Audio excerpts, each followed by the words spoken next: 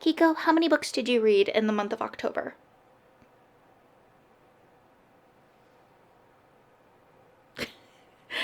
Does the limit not exist? Hi everyone, welcome back to my channel. My name is Rochelle. I have a problem with pretty books, and I also have a disability called ectrodactyly. And let us go and talk about all the books that I read in the month of October. For the month of October, I actually didn't do so well with reading. As you know, I moved and I'm currently in my new house, which explains the stack of books all behind me. But we moved, and because of that, I just really wasn't able to read a lot, and I was also dealing with a really horrible reading slump. So because of that, my reading for the month of October was really bad. It was not great. So I read a total of 6 books and DNF'd 1 book, and you know, it is what it is. I just haven't had a good reading month in a while, in a hot minute, just because of the dang reading slump given with this whole move. So I'm really hoping that this month of November will be a lot better. But let's go over the books that I read throughout the month of October. I have to use my phone because, to be honest, I really don't know where half of my books are still, so we're gonna have to go and deal with my phone and popping up images so that you can see which book I was reading. Going from lowest to highest, I'm gonna start with a book that I actually ended up DNFing, and I kind of put a very soft DNF on it because I felt like, given the reading slump I was in, going and saying like, nope, absolutely cannot read this, it would be a little bit too harsh. The book that I DNF'd was A Demon's Book of Shadows by Amanda Casey. I actually got this one as an ARC, I believe, through NerdFam, and it just wasn't really for me. I believe this book was kind of comparing itself to Gilmore Girls. A lot of books that have the very fall vibes, I've noticed, have been using the fact that they're similar to Gilmore Girls, things along those lines. But anyway, with the main character, she is a librarian but also a witch. She's kind of trying to not really use her powers. She isn't fond of magic or anything like that. And then there's this demon, and he is trying to look for his family's grimoire, and something bad will happen if he isn't able to find it soon. And he finds out that the main character, who's the librarian, also happens to have the grimoire, or when he's searching for it, it's supposed to be near her. And she has like a little bookworm familiar with her, and there were some things that were really cute, but I just kept losing my train of thought and forgetting what I was reading and having to turn back to another page, and it really wasn't working for me. And so because of that, I put it on a light DNF. I don't know truthfully if I will pick it up anytime soon, but the concept of it was really interesting. It's just, yeah, I don't know. It just wasn't vibing well with me. Then going to the next book that we read and ranking it from, of course, lowest to highest would be Sleep Tight by J.H. Markert, I think. And with this, I was kind of going through some of my NetGalley books that I have really fallen behind on giving reviews to. And this one is an audiobook. I was really intrigued from the cover and the way that the font looked. I really thought that this would be very like creepy and scary, kind of think like Insidious vibes and The Conjuring, but unfortunately it wasn't really like that. I rated this book 3.5 stars, and with this book it seemed more of a police kind of book.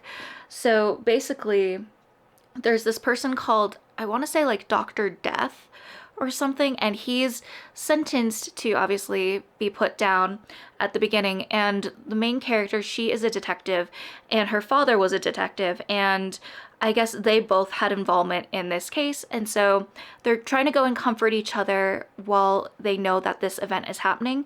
And then they hang up. Well, the next day she finds out that unfortunately both of her parents were murdered, and a little later her daughter was also kidnapped. And the person leaves like this very cryptic phone call to her, and she has to go and end up working with her husband, who she's kind of estranged from, to see if they can find her daughter before it's too late. There were certain aspects of this that were creepy, and they did have a little bit of some paranormal notes, but it wasn't exactly what I was expecting. So if you are interested in reading this book, definitely go and read the synopsis before you go into it so you have a clearer idea of what the book is about. Because if you're like me, I feel like the cover and the title will definitely lead you astray and not be what you expect. Then the next book is The Bitter End by Alexa Donne. I actually read this one as well through NetGalley. I had an ARC for it. And I found out through one of my booktube friends that this author also has a YouTube page, so I'll put her information down in the description below. But with this one, basically these kids all have this trip that they're going to do for their school, but suddenly last minute they get changed to a different trip, which is going up to the mountains in Colorado, which is very funny. And we also just had a snowstorm recently, but they're going up to Colorado. They're in this cabin and they're supposed to have no phones, no technology. It's kind of going to be a detox for all these kids. And some of the kids make sense why they're there, and then some of them don't. There's a few kids that are more of the outcasts, I guess you could say, and some kids that are more of the popular crowd. And when you're reading this book, you kind of get glimpses of the past events that happen and the future events. I will say that this book also has mentions of the kids during the pandemic and what they ended up going and doing during that time. I know some people are still, I wouldn't say sensitive, but aren't really in the mood to read anything that takes place during the pandemic or has mentioning of it, because, you know, all of us that went through that time have different feelings about the events that took place and where they might have been during that time. So just a little heads up that it does have the pandemic mentioned in the book, but it was really good. There was a really interesting mystery because some kids end up getting kind of picked off and they're not quite sure who it is. And I will admit that there were some parts of me that kind of had things figured out, but not fully. And then once I thought things were figured out, there was a little extra seasoning, I guess you could say, that got added where it's like, oh wait, do I know what's going on? So that was really cool. Kind of makes me wish that maybe there was a second book, just because whenever I get those kind of cliffhangers or extra tidbits at the end of a book that I'm reading, I always want to know more. I don't want to leave it up to my imagination. I want more. I want to know what's going on. All right, and then we're going to go with A Devil in Every Dark Corner by Amanda Braun Bow. This book I rated 4 stars, and I also got it as an ARC through NetGalley. In some of my past vlogs for Vlogtober, I actually did go and try to read this book through my reading slump and talked about it quite a bit. This one is also kind of compared to Gilmore Girls as well as The Chilling Adventures of Sabrina. And although I could see the tones for The Chilling Adventures of Sabrina, I couldn't exactly see Gilmore Girls per se. There was a lot of fun banter in this book, and compared to the other book that I DNF'd where it had some sort of banter and it just didn't work for me, this one definitely did. I really loved the creepy and eerie vibes in this, as well as the banter. I found the characters to all be pretty lovable as well. So with this book, basically the main character is working in a bakery. She kind of left her family and the paranormal organization that they have, where they do investigations on any creepy things, almost like Ghostbusters in a way. And she just separated herself from her family. She didn't want to have any ties to her magic because she's a witch, and anything to do with the family and their business. But suddenly her sister gets turned into a dog because of her magic, and her parents are like, hey, we're gonna go on a trip. You need to come back and help out your sister with the business. And then it kind of turns out that there's this one creature called, I believe, the Hedge Witch.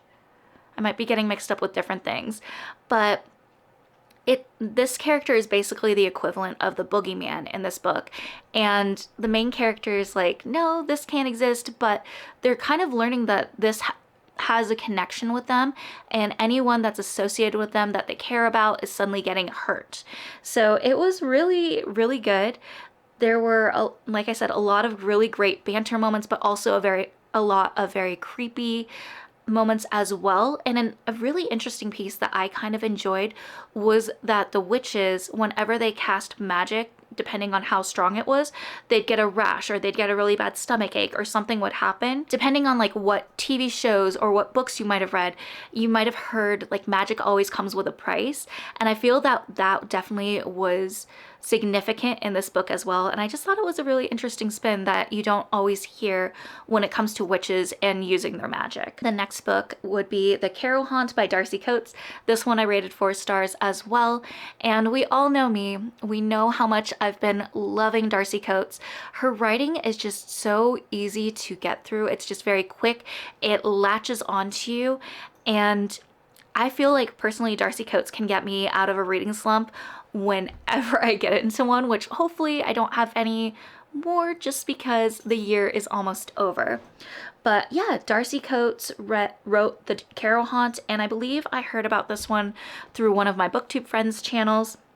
And with this one, the main character, she does these haunted tours in this house that has had so many horrid things happen to it. And suddenly at the end of the tour, she's asked by one of the people if she will go and be a part of an experiment that he has for 2 weeks where they all stay in this house and they can't leave. And at first she's like, oh, I don't know this guy, I don't know what his intentions are, and why is it just gonna be me and him?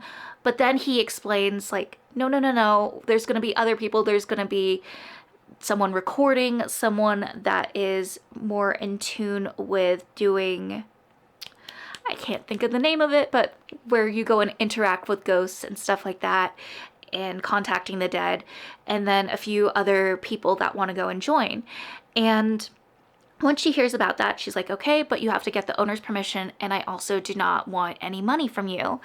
And once everything gets approved, she goes there.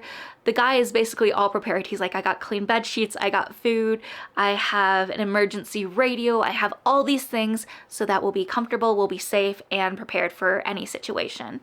And so everyone's like, oh, this is creepy, but really cool. And the excitement is very noticeable. But then suddenly some of the paranormal things seem a little bit more intense than what they're expecting. And then it seems like people are starting to get killed off as well. And they don't know if it has to do with the ghosts in this house or if it's actually someone in their group. And there's a little bit of who can we trust? Who should we not trust? I feel like I'm trusting this person. Should I actually not? So it was really good. There was a tiny little bit of romance that got added at the end, but personally it didn't bother me. I love Darcy Coates. This book was a really fun read. Then I also read Coraline by Neil Gaiman, and this is probably the second time that I read this book, and I actually did rate it a lot higher than I have in the past. I did rate it a 4.5 this time, and I think that's just because I really did like some of the different things that I read in the book versus the first time. And I did have a vlog where I ended up going and reading the book and then watching the movie later and going comparing the two. I still feel like the movie is superior. I really did like how they did some of the scenes, especially when Coraline and the other mother are playing this little game so that she can get the ghost eyes and get her real parents back. It was really good, but yeah, movie's still superior in my mind, but I did rate it a 4.5 this time around when I reread the book. Last book I read for the month was Lying in the Deep by Diana Urban, and I actually didn't realize that this author has more books. I have another one of hers where I think it's called Under the Surface, and I thought that was her debut book, so I retract all those statements that I said. I did not know that she had more books, and honestly, after listening to this book, I feel like I need to read everything she's written so far. This was a really fun book to listen to. I don't know if my experience would have been different actually reading it, but I really enjoyed the audio, especially while I was going and packing and rearranging things once I did move into my new space. So with this one, the main character is basically broken up with, and her ex-boyfriend is suddenly together with her best friend, and she's told that she can never go and contact them or talk to them again. Well, she had this trip that she was going to be going on with her friend, and after everything happened, she's like, okay, well, I still want to go on this trip. And it's basically this cruise that's also a part of this schooling. I think you get to go on this cruise for a semester or a couple of semesters, and the crews will go and port at different areas, and you get to have this really great learning experience while also being on this cruise. And so she's like, you know what? Things suck right now. My boyfriend left me. My best friend is no longer my best friend anymore. Sure, we'll go on this trip. And she ends up going and suddenly realizes, like, oh crap, they're both on this trip as well. And why am I getting weird glares and looks from her? So this was really good. There were a few different mysteries in it. Also with the main character trying to figure out what the heck happened, why did my ex leave me, and why is my best friend suddenly not my best friend anymore? What is going on? So she's trying to solve what happened there, also basically survive and pass her classes, and she creates this fake relationship with another guy that happens to be in her classes on this tour with her too. And then, of course, some people also start getting killed off, and no one really knows why. But the item that everyone is saying it killed these people is something that the main character picked up when she was going and shopping for souvenirs for her mom. So she's kind of tied into these things, and she doesn't want to be, and she wants to find the truth of what happened. And I personally loved this book. It was really good. I love the audiobook, and I'm gonna have to go and see what else the author has written aside from Under the Surface, which I have somewhere on one of my bookshelves. But yeah, that was basically how the month of October went for me when it came to reading. Like I said, I didn't do as great as I had hoped, and the only reason I got through as many books as I did was because I listened to a lot of them as audiobooks while I was packing and getting moved around. I'm really hoping that the month of November will be a better reading month for me, but we shall see. I feel like a lot of people have said that October was a difficult reading month, so if you were one of those people, let me know down in the comments below. Let's go and comfort each other over the fact that October was a very difficult reading month for all of us. That is my wrap up for the month of October. I hope that maybe you did better than I did, and as always, I love you all, and always remember that you're worthy and capable of amazing things. Bye, friends.